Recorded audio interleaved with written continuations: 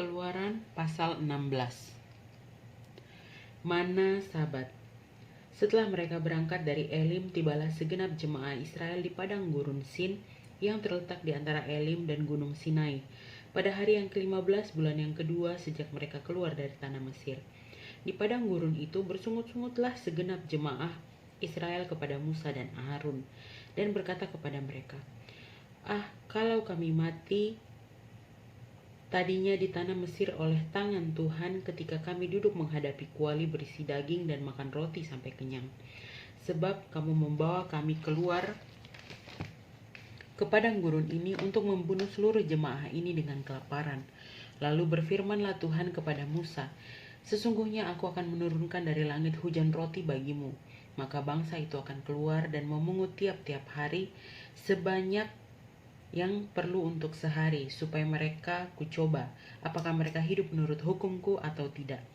Dan pada hari yang ke-6 apabila mereka memasak yang dibawa mereka pulang, maka yang dibawa itu akan terdapat 2 kali lipat banyaknya dari apa yang dipungut mereka sehari-hari. Sesudah itu berkatalah Musa dan Harun kepada seluruh orang Mesir, petang ini kamu akan mengetahui bahwa Tuhanlah yang telah membawa kamu keluar dari tanah Mesir. Dan besok pagi kamu melihat kemuliaan Tuhan, karena ia telah mendengar sungut-sungutmu kepadanya. Sebab apalah kami ini, maka kamu bersungut-sungut kepada kami.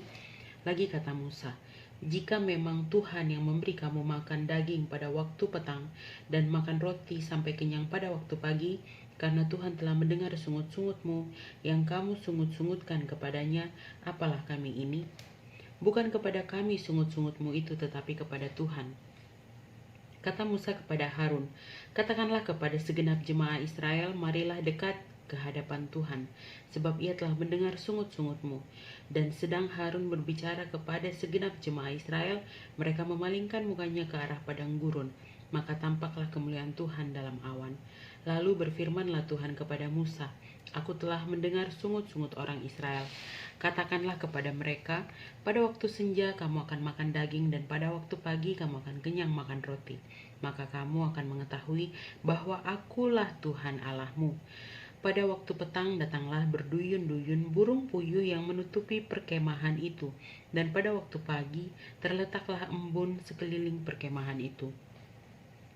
Ketika embun itu telah menguap, tampaklah pada permukaan padang gurun sesuatu yang halus, sesuatu yang seperti sisik halus seperti embun beku di bumi. Ketika orang Israel melihatnya, berkatalah mereka seorang kepada yang lain, apakah ini?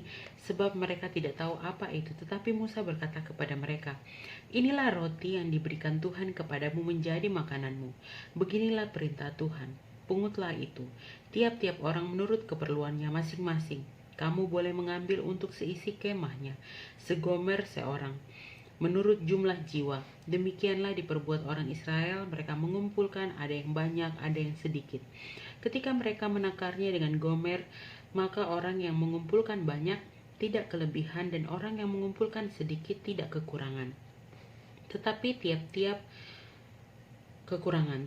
orang mengumpulkan menurut keperluannya.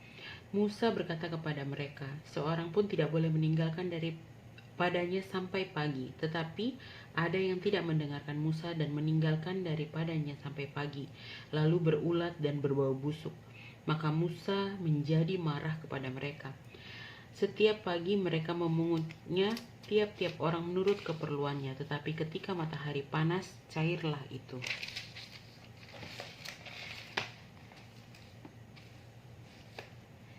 Dan pada hari yang ke-6 mereka memungut roti itu 2 kali lipat banyaknya, 2 gomer untuk tiap-tiap orang. Dan datanglah semua pemimpin jemaah memberitahukannya kepada Musa. Lalu berkatalah Musa kepada mereka, inilah yang dimaksudkan Tuhan. Besok adalah hari perhentian penuh, Sabat yang kudus bagi Tuhan. Maka roti yang perlu kamu bakar, bakarlah. Dan apa yang perlu kamu masak, masaklah. Dan segala kelebihannya, biarkanlah di tempatnya untuk disimpan sampai pagi. Mereka membiarkannya di tempatnya sampai keesokan harinya, seperti yang diperintahkan Musa. Lalu tidaklah berbau busuk dan tidak ada ulat di dalamnya.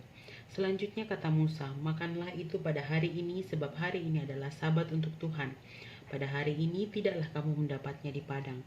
6 hari lamanya kamu memungutnya, tetapi pada hari yang ketujuh ada Sabat, maka roti itu tidak ada pada hari itu. Tetapi ketika pada hari ketujuh ada dari bangsa itu yang keluar memungutnya, tidaklah mereka mendapatnya.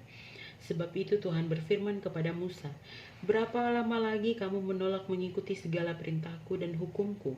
Perhatikanlah, Tuhan telah memberikan Sabat itu kepadamu.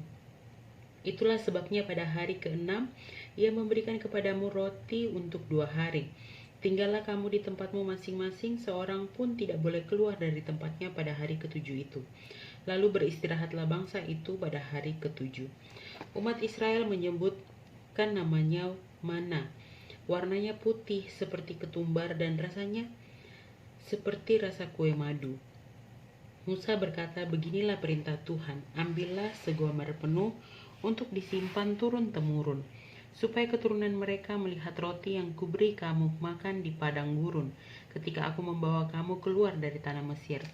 Sebab itu Musa berkata kepada Harun, ambillah sebuah buli-buli, taruhlah mana di dalam segomer penuh, dan tempatkanlah itu di hadapan Tuhan untuk disimpan turun-temurun.